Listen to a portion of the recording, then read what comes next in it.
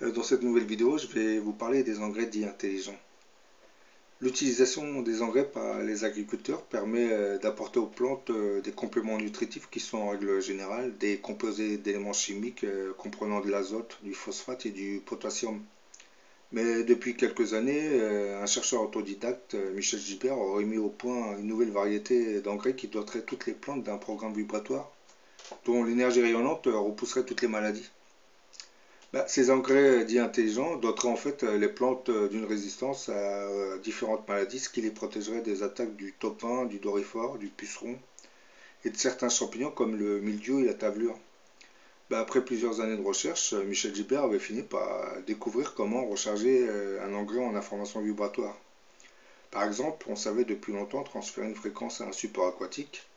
Une eau qui était polluée par des algues et qui était soumise à l'information oxygène était automatiquement nettoyée au bout de quelques semaines. Mais le problème, c'est qu'on ne savait pas trop reproduire ce genre d'information vibratoire sur un support solide. Michel Gilbert va avoir l'idée d'incorporer dans l'engrais de la silice qui est bien connue pour ses propriétés d'émetteur-récepteur. Le seul souci, c'est que le rayonnement de la formation vibratoire qui se trouvait dans ce support ne perdurait pas dans le temps. Alors Michel Gilbert finira par trouver la solution en développant une nouvelle technique afin de rendre cette information beaucoup plus durable dans le temps. Il va tout simplement exposer ces fameux engrais dans lesquels il avait intégré la silice à une puissante onde de forme pendant 4 heures.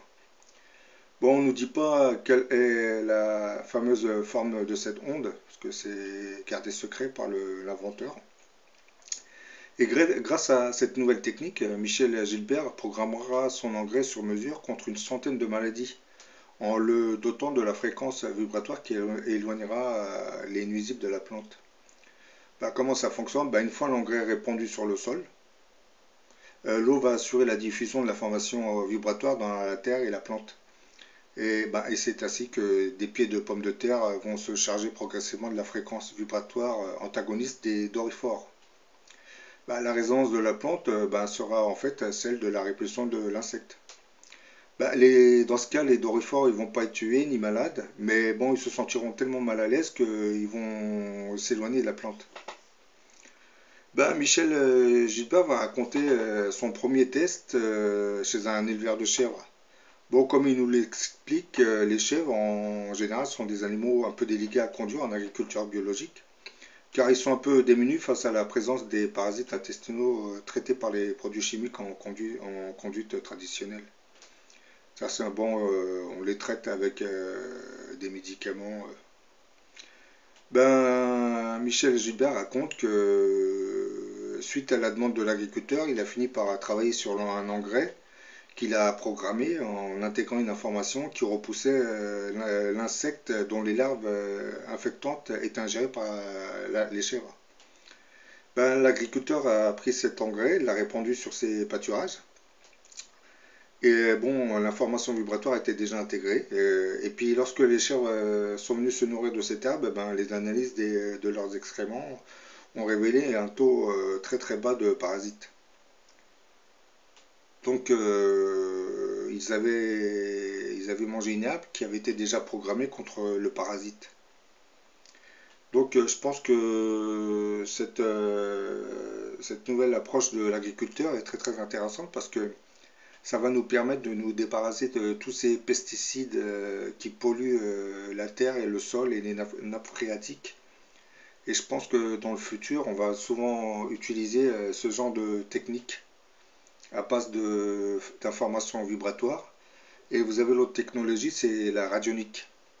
Donc je pense qu'en combinant ces deux technologies, on pourrait se débarrasser assez rapidement de tous ces pesticides. Parce que comme je l'expliquais, la radionique avec certains appareils qui avaient été inventés par Albert Abrams, le précurseur de la radionique, on pouvait traiter des champs à distance avec une simple photo. Et des essais avaient été faits aux États-Unis.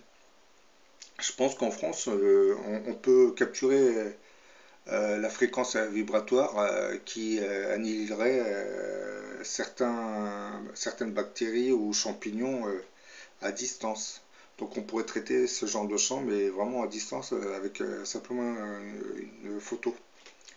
Mais la technique inventée par Michel Gilbert est tout aussi efficace, hein. puisque lui, il programme des engrais. Et lorsque vous les arrosez, ben, la plante, elle va, comment dire, elle va grandir en intégrant l'information vibratoire.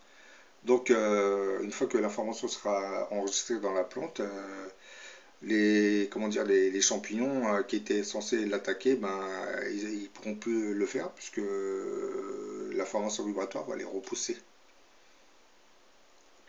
Bon, j'espère que cette vidéo vous a intéressé. À la prochaine pour une autre.